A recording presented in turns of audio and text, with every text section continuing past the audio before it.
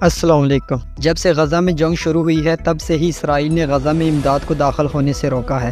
ایک دن پہلے اسرائیل نے غزہ میں امداد کو داخل ہونے کی اجازت دی، مگر ساتھ ہی فلسطینیوں پر بھی بڑا حملہ کیا۔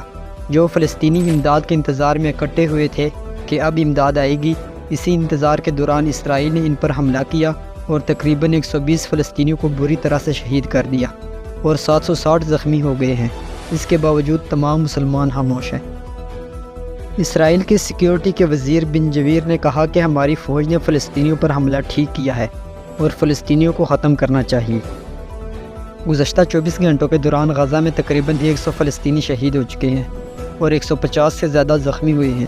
7 اکتوبر سے غزہ میں اسرائیلی حملوں میں کم از کم 30,300 فلسطینی شہید ہو چکے ہیں اور زخمیوں کی تعداد 71,500 سے زیادہ ہو گئی ہے۔ غزہ کی پٹی میں ایک فلسطینی نے اپنے بچوں کے لیے خوراک حاصل کرنے کے دوران پیش آنے والے تکالیف کے بارے میں بتایا کہ میں نے ایک خوراک کے بیگ کو اپنی پیٹھ پر 4 کلومیٹر سے زیادہ تک رکھا۔ میں نے اسے خون، وحشت اور موت کے منہ سے حاصل کیا۔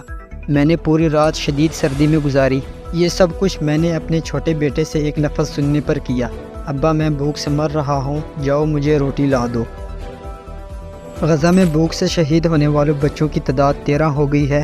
غزہ میں پہلے اسرائیلی حملوں سے شہید ہونے والوں کا شمار کیا جاتا تھا، لیکن اب ساتھ بھوک سے شہید ہونے والوں کا بھی شمار کیا جا رہا ہے۔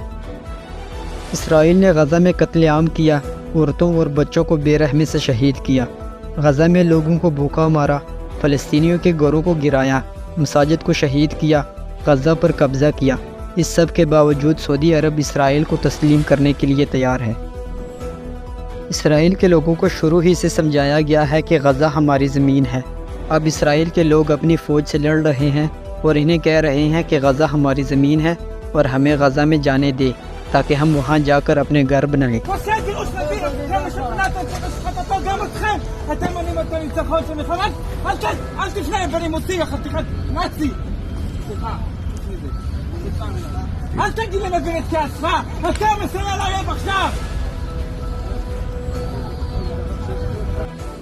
حماس نے اعلان کیا ہے کہ غزہ پر اسرائیلی حملوں میں اسرائیل ہی کے 7 بندے ہلاک ہو گئے۔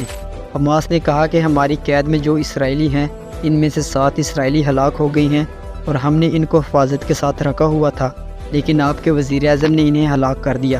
حماس نے کہا کہ غزہ پر حملوں میں اسرائیل نے اپنے ہی 70 اسرائیلی ہلاک کیے ہیں اور اسرائیلی وزیر اعظم نتنیاہو انہیں مروا کر اس ٹینشن سے اپنی جان چھڑوانا چاہتے ہیں، لیکن ہم 10 اسرائیلیوں کی بھی وہی قیمت لیں گے جو سارے اسرائیلیوں کی قیمت تھی۔ نیدرلینڈ میں لوگوں نے ایک ٹرین اسٹیشن پر فلسطینیوں کے لیے آواز اٹھائی اور فری فلسطینیوں کے نعرے لگائے۔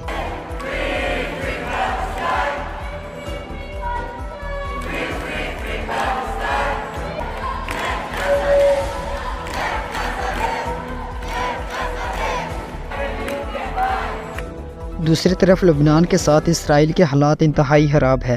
لبنان اور اسرائیل کے درمیان ایک خطرناک جنگ ہو سکتی ہے۔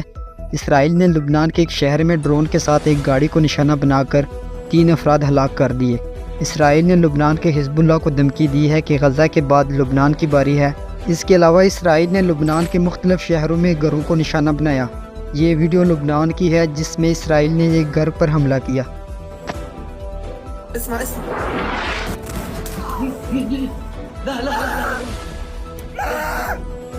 لا